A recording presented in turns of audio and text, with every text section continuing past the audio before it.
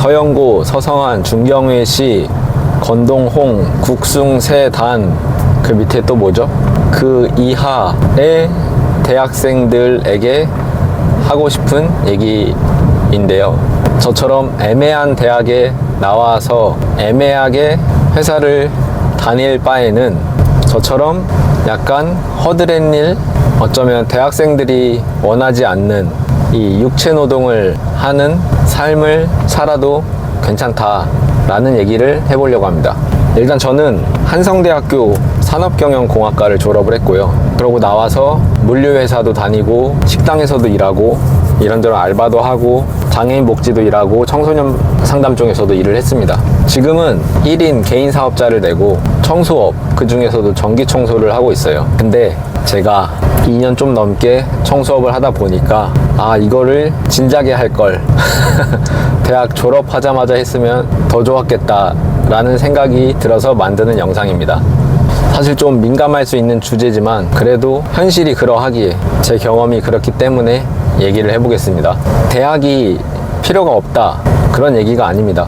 오히려 지금 애매한 대학에 다니고 있다면 더 열심히 해서 더 좋은 회사에 취업을 하도록 자극을 받으라고 만드는 영상이고, 또 지금 대학생들이 본인이 생각하는 길만이 세상에 있는 건 아니다. 저 같은 삶도 나름 하나의 전략이 될 수 있다 라는 뜻입니다. 첫 번째, 세상에는 생각보다 돈을 벌 수 있는 직업은 많습니다. 꼭 회사를 다니지 않더라도 어느 정도 몸을 써가면서 남들이 싫어하는 일, 좀 힘든 일, 흔히 말하는 3D 업종에서도 아직까지 기회가 있다고 생각합니다. 제가 하는 일도 청소업인데 육체 노동 강도가 다른 현장 일에 비하면 약한 편이에요. 그냥 단순히 막노동, 건설 현장 하루 노동하는 또는 쿠팡에 가서 상하차 하는 것보다 저는 지금 하는 일이 더 육체 노동이 낫다고 생각합니다. 그러면 이런 일이 청소업만 있냐? 그것도 아닙니다. 제 지금 눈앞에 보이는 이 택배 배송 차량, 쿠팡이든 CJ든 생수 배송을 하든 일반 택배 배송을 하든 아니면은 식당에다가 식재료 납품하는 배송기사가 되든 그런 일을 해도 돈을 벌 수 있는 일이 많습니다.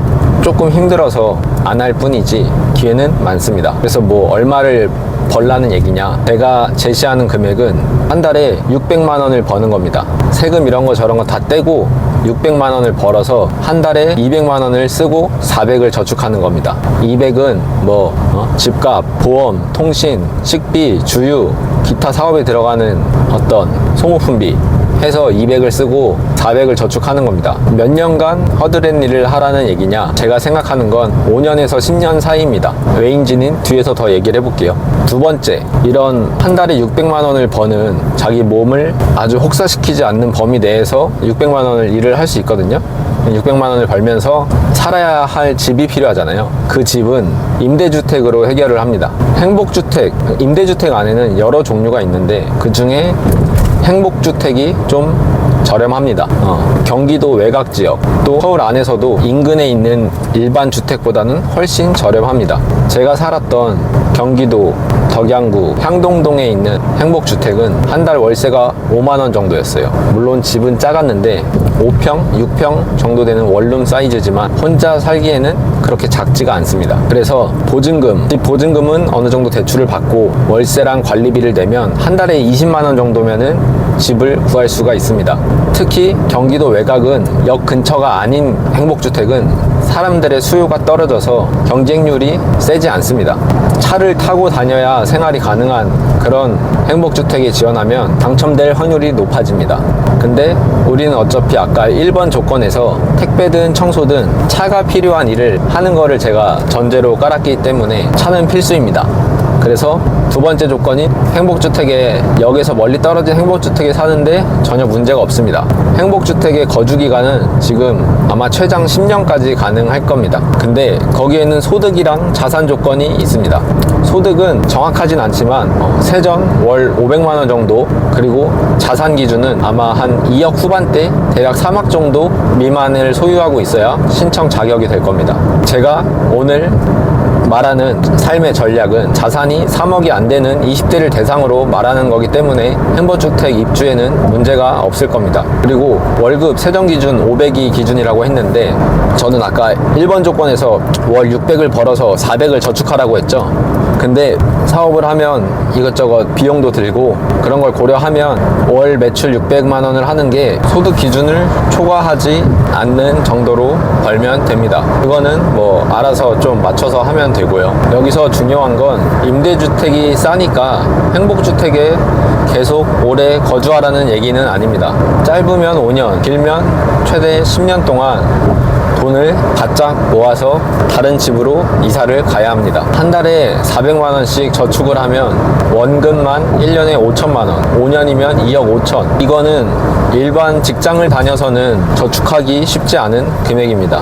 친구들은 사무실에서 편하게 일하고 좋은 대우를 받고 살고 있을 때 본인은 조금 힘들어도 여름에 땀 흘리고 겨울에 춥게 일해도 자기가 일한 만큼 벌어간다고 생각하며 꼬박꼬박 400만 원씩 5년, 10년 저축하면 인생이 조금씩 바뀔 거라고 생각합니다. 세 번째, 재테크, 자산 이런 쪽에 관심을 가져야 합니다. 아마 1번과 2번 간의 허드렛일을 하며 일한 만큼 돈 벌기, 전략적으로 임대주택에 살기 1번, 2번을 하다 보면 3번은 자연스럽게 관심이 생길 겁니다.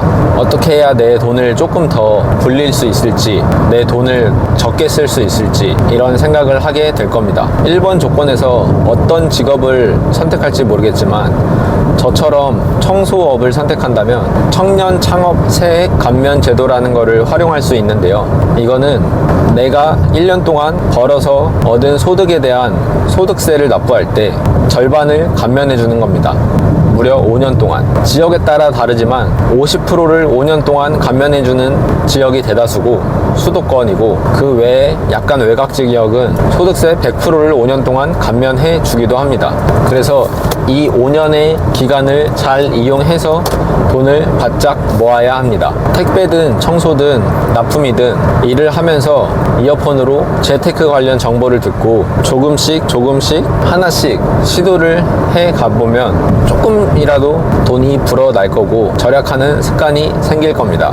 그러면 짧게는 5년, 길게는 10년 안에 적게는 3억, 많게는 5억 이상의 돈을 모을 수 있고 그 돈은 앞으로 인생을 살아가는데 엄청나게 큰 버팀목이 될 것입니다. 제가 제시한 기간은 5년에서 10년 사이인데 사실 그 정도만 제가 말한 대로 살아보면 나머지 인생도 알아서 열심히 잘 살게 될 겁니다. 그 5년에서 10년 일한 경험이 자기를 열심히 살 수밖에 없게끔 만들 것입니다. 저도 공공기관에서 사무직으로 일을 하며 회사를 그만두겠다고 부모님께 말했을 때 엄마가 울면서 뭐라고 하셨지만 3년이 지난 지금은 너무 좋아하십니다. 결국 부모는 자식이 돈 걱정 없이 자기 인생을 열심히 주체적으로 살면 좋아하게 되어 있다고 생각합니다.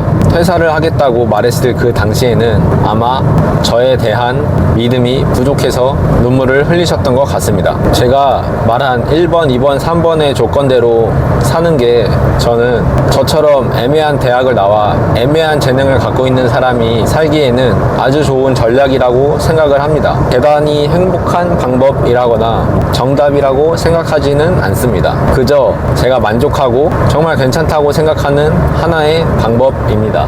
제가 대학교에 다녔을 때는 창업이나 무슨 혁신 관련된 수업을 많이 들었습니다. 그런 수업 때는 어떤 회사의 CEO가 와서 특강을 해주고 대기업의 임원을 수십 년 한 분들이 와서 특강을 해줬습니다. 그래서 그때는 굉장히 대단해 보였고 나도 뭔가 저렇게 될 수 있을까 희망을 품었었는데 현실이 그렇게 녹록하진 않았습니다. 물론 제가 그렇게 열심히 하지도 않은 게 가장 큰 문제입니다. 저랑 같은 과를 졸업한 동기 친구들은 회사를 잘 다니고 있는 친구들도 꽤나 있습니다. CJ 대한통운에 다니고 쿠팡에서 일하고 쿠팡맨 아닙니다. 쿠팡 정규직 사무직으로 일을 하는 겁니다. 그 외에도 여기저기 대기업에서 일하는 친구들이 있긴 합니다. 하지만 그 친구들은 일부일 뿐이고 대다수는 저랑 크게 다르지 않는 삶을 살아갑니다. 그래서 친구들은 CJ, 쿠팡 이런 데서 사무실에서 에어컨 틀고 일할 때 힘들더라도 CJ 대한통운의 택배 기사가 되고 쿠팡맨 택배 기사가 돼서 땀 흘려 열심히 일해서 그 친구들만큼 열심히 저축을 하기 위해 일을 해야 한다고 생각을 합니다.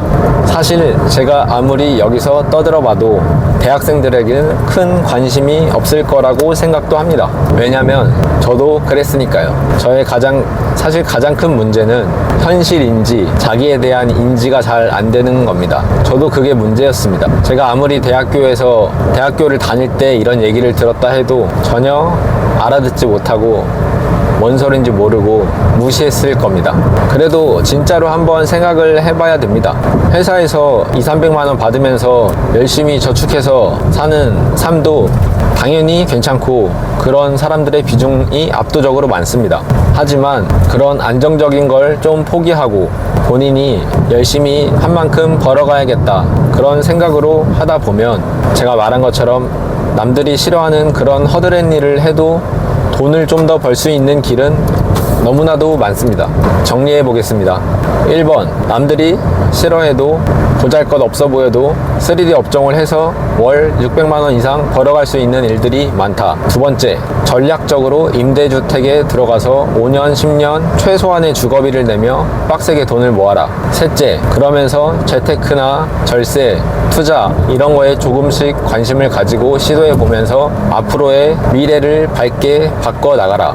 이렇게 1, 2, 3번의 원칙을 지키면서 5년, 10년 빡세게 살다 보면 애매한 인생, 애매한 마인드가 조금씩 바뀔 수 있을 거라고 생각합니다. 그냥 문득 생각이 나서 찍어봤습니다. 인서울 대학에 다니는 학생들이 혹시나 보고 불편함을 느끼진 않았을지, 그 학생들의 부모님이 보고 불편해 하시지 않을진 걱정이 되지만 현실이 이런데 어떡하겠습니까? 마지막으로 혹시나 제가 말한 이런 것에 관심을 가졌는데 청소든 택배든 뭐든 그런 직업을 어떻게 해야 되고 누가 알려줄 사람이 있을까 그런 막막함이 있는 사람들이 있다면 그런 건 걱정을 안 해도 됩니다. 유튜브나 네이버 카페 이런데 너무 많은 정보들이 나와 있고 거기서 이런저런 걸 찾아보면서 여기저기 연락해보고 하다 보면 좋은 사람들을 만날 수 있을 겁니다. 젊은 사람들이 까분다고 무시하지 않을 거고 젊은 사람이 열심히 산다고 되게 좋게 봐주면서 알려줄 사람들을 만날 수 있을 겁니다. 그냥 가만히 있으면 아무도 알려주지 않지만 열심히 찾아보고 움직이고 하다 보면 분명 그런 사람을 만날 수 있을 겁니다. 그러니 그런 건 너무 걱정 마시고 일단 관심을 갖는 게 첫 번째입니다. 이상입니다.